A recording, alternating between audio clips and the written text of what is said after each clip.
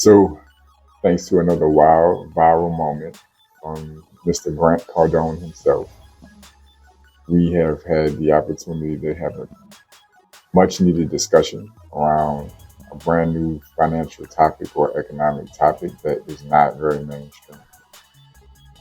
Shot a video on this yesterday, as of the time of this recording. Depending on where you see it, it should be somewhere pretty close in the playlist. But to catch you guys up to speed really quickly, Grant Cardone went viral recently, making a statement to his audience at what seemed to be a conference that making $400,000 a year is disgraceful and pathetic. Yes, making $34,000 per month is a disgrace as a human being, according to Grant Cardone. Yep, yep. So, as entertaining as that topic was, and as many conversations could be spun off of the topic, I decided to take a slightly different angle and cover a video introducing a concept or bringing more light on a concept called economic participation. People like Grant Cardone and other ultra wealthy people in this economy, especially Grant Cardone, because, from my understanding, he doesn't come from a very affluent background.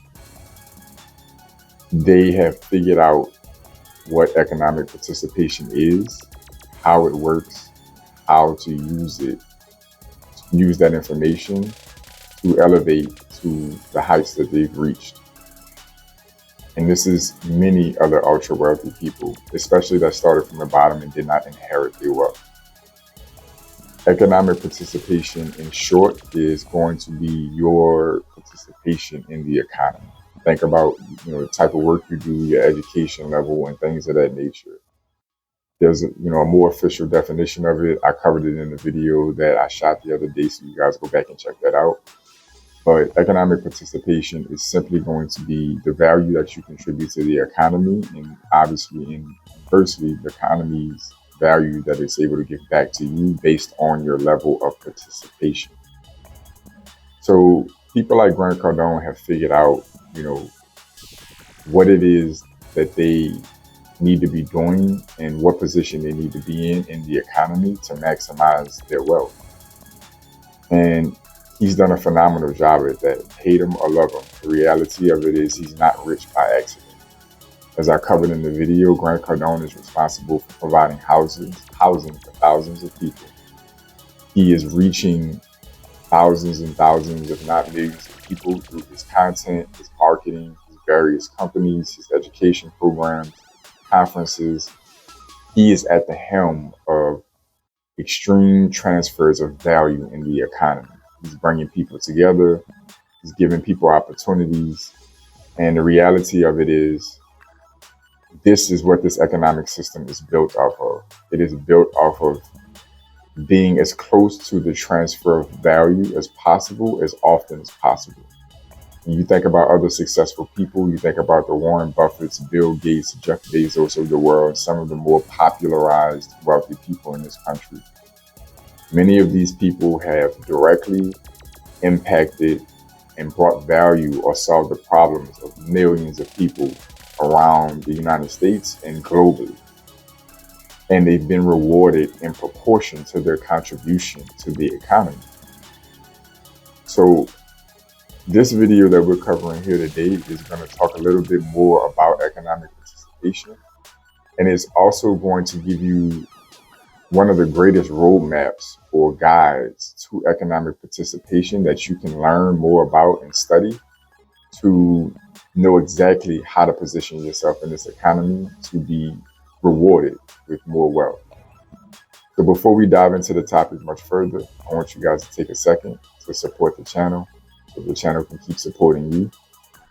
Part of this content is to help create stronger individuals. So stronger individuals can create stronger households. Stronger households can create stronger communities. So I want you to take a second to like, comment, and subscribe right now, so we can get this out to a wider audience and I can continue to support you guys with more content to help you start maximizing your finances. So thank you for your support. Let's get started. When we discuss economic participation, we're talking about, you know, what is it that you're doing, or how are you using your time on a regular basis to contribute to the economy? You know, when you think about your job role, how important are you to the economy based on your skill set, your job? You know, what is it that you do? I used an example in the previous video about being a waiter or waitress at a restaurant, for instance. These people work extremely hard, but the reality of it is that most of them, if you were to financially measure out, you know, what direct impact they had on the economy, it's pretty minimal in most cases. And I get, you know, that may be sensitive to say for a lot of people because many of us fall in that bracket. You know, most of us have, you know, entry level jobs or whatever the case may be.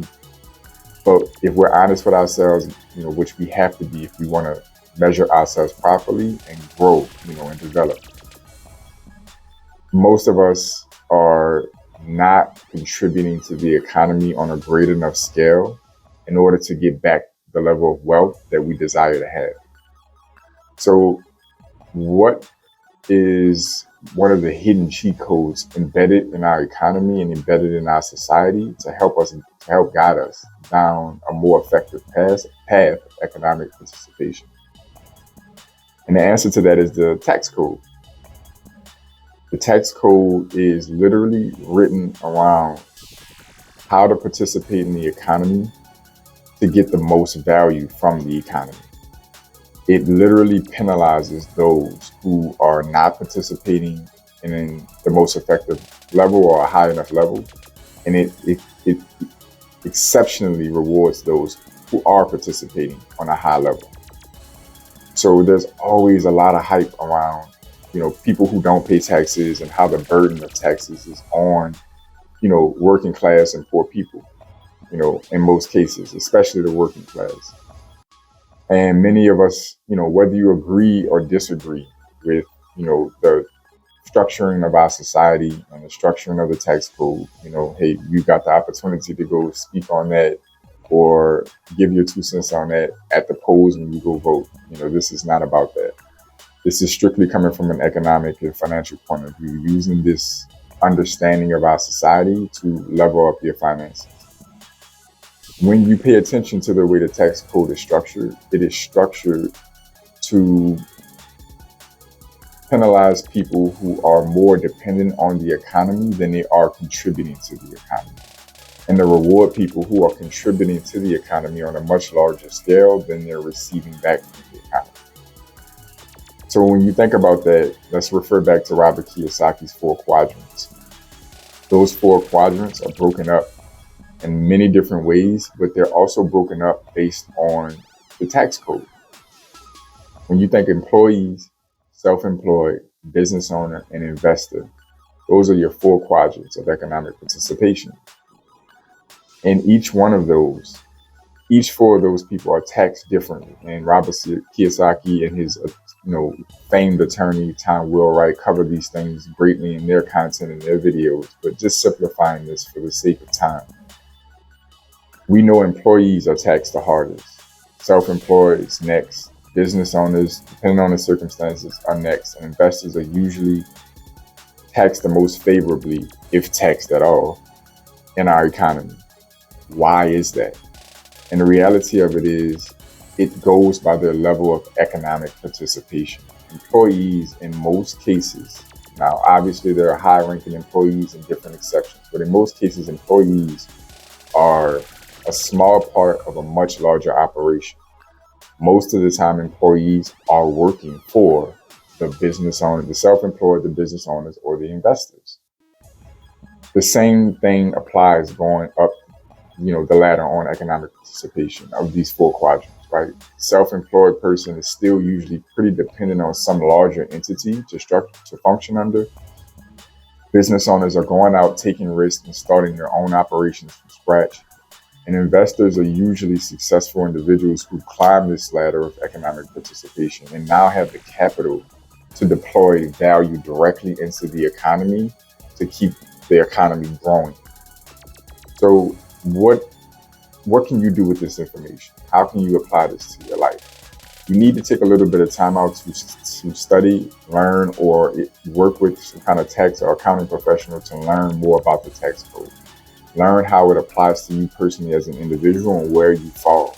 It'll teach you, in depth where your level of economic participation is and how you can make the proper adjustments to climb the ladder of economic participation so you can increase your net worth and increase your wealth. So I implore you, do your own research or connect with a tax professional.